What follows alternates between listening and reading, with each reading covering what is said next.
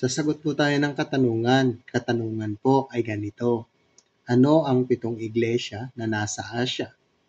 Ang 7 iglesia na nasa Asya po ay isang biyayang sumasa ating mga tao at kapayapaan mula doon sa ating Panginoong Hesukristo na ngayon at noon, nakaraan at darating.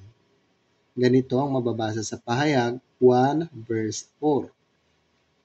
Si Juan sa 7 iglesia na nasa Asya, biyaya ang sumainyo nawa at kapayapaan mula doon sa kanya na ngayon at ng nakaraan at darating at mula sa 7 espiritu na nasa harapan ng kanyang luklukan.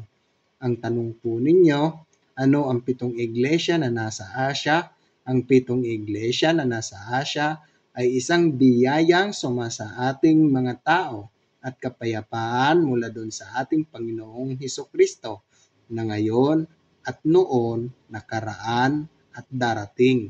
Hanggang dito na lang. Lagi po kayong mag-iingat. Paalam.